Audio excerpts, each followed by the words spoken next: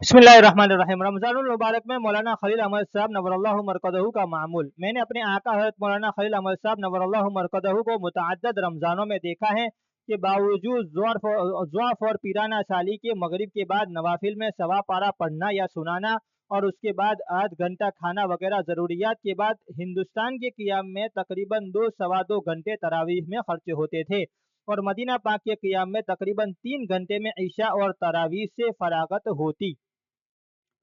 उसके बाद आप हस्बे इख्तिलाफ मौसम 2-3 घंटे आराम फरमाने के बाद तहज्जुद में तिलावत फरमाते और सुबह से निस्फ घंटा कबल सहर तनाउल फरमाते। उसके बाद से सुबह की नमाज तक कभी हिफ्ज़ तिलावत फरमाते और कभी औराद वज़ाइफ में मशगूल रहते। इसफार यानी चांदनी में सुबह की नमाज पढ़कर इशराक तक मुराकिब रहते और इशराक के बाद तकरीबन 1 घंटा आराम फरमाते। उसके बाद से तकरीबन 12 बजे तक और गर्मियों में 1 बजे तक बज़लुल मजहूद तहरीर फरमाते। हज़रत की बहुत मशहूर किताब है और डाक वगैरह मुलाहजा फरमाकर जवाब लिखाते। उसके बाद ज़ोहर की नमाज तक आराम फरमाते और ज़ोहर से असर तक तिलावत फरमाते। असर से मगरिब तक तस्बीह में मशगूल रहते और हाजिरीन से बातचीत भी फरमाते। बज़लुल मजहूद ख़त्म हो जाने के बाद, लिखाई ख़त्म होने के बाद सुबह का कुछ हिस्सा तिलावत में और कुछ कुतुबीनी में मुताले में। बज़लुल मजहूद और वफ़ाउल वफ़ा ज़्यादातर इस वक्त ज़ेरे नज़र रहती थी। ये इस पर था कि रमज़ानुल मुबारक में मामूलात में कोई ख़ास तगय्युर न था कि नवाफिल का ये मामूल दाइमी था और नवाफिल मज़कूरा का तमाम साल भी एहतिमाम रहता था।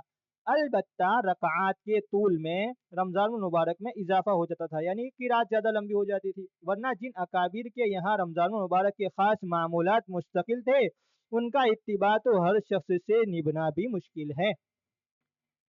हज़रत शेखुल हिंद रहमतुल्लाह अलैह का मामूल हज़रत अक़दस मौलाना शेखुल हिंद साहब रहमतुल्लाह अलैह तरावीह के बाद से सुबह की नमाज तक नवाफिल में मशगूल रहते और यके बाद दीगरे मुतफर्रिक हुफ़्फ़ाज़ से कलाम मजीद सुनते रहते थे। और हज़रत मौलाना शेख अब्दुल रहीम साहब रायपुरी क़ुद्दस सिर्रुहु के यहाँ तो रमज़ान मुबारक का महीना दिनों रात तिलावत ही का होता था कि उसमें डाक भी बंद और मुलाकात भी ज़रा गवारा न थी।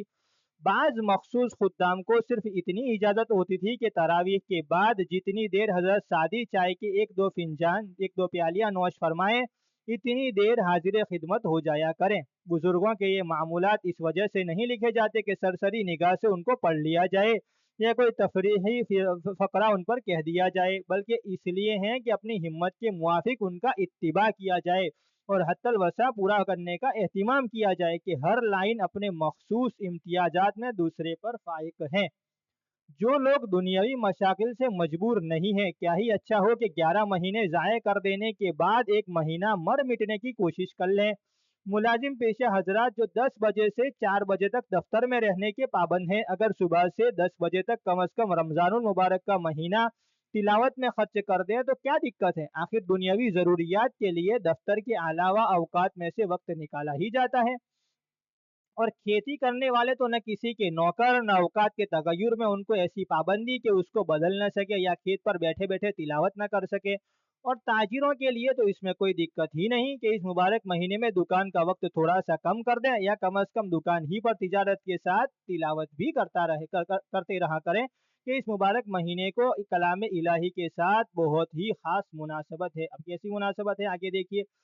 आसमानी किताबें रमज़ानुल मुबारक में नाजिल हुई, इसी वजह से उमूमन अल्लाह जल्ल शानुहु की तमाम किताबें इसी माह में नाजिल हुई हैं। चुनांचे कुरान पाक लोहे महफूज से आसमान दुनिया पर तमाम का तमाम पूरा का पूरा इसी माह में नाजिल हुआ और वहाँ से हस्बे मौका थोड़ा थोड़ा 23 साल के अरसे में नाजिल हुआ।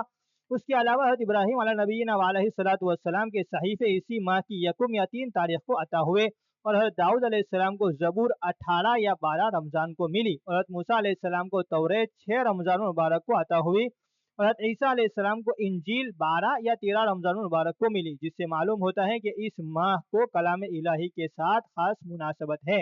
इसी वजह से तिलावत की कसरत इस महीने में मनकूल है और मशाइख का मामूल। हज़रत जिब्राईल अलैहिस्सलाम हर साल रमज़ान में तमाम कुरान शरीफ नबी करीम सल्लल्लाहु अलैहि वसल्लम को सुनाते थे और बाज़ रिवायत में आया है कि नबी करीम सल्लल्लाहु अलैहि वसल्लम से सुनते थे।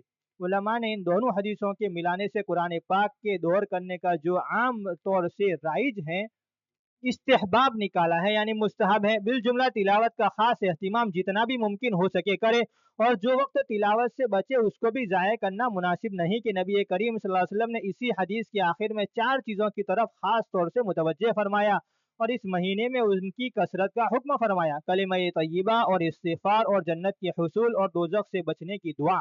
इसलिए जितना भी वक्त मिल सके इन चीज़ों में सर्फ करना सआदत समझे, और यही नबी करीम सल्लल्लाहु अलैहि वसल्लम के इरशाद मुबारक की कदर है। क्या दिक्कत है कि अपने दुनियावी कारोबार में मशगूल रहते हुए ज़बान से दुरूद शरीफ या कलमा तय्यबा का भी विर्द रहे, और कल को ये कहने का मुंह बाकी न रहे, मैं गो रहा रही ने सितम हाय रोजगार, लेकिन तुम्हारी याद से गाफिल नहीं रहा।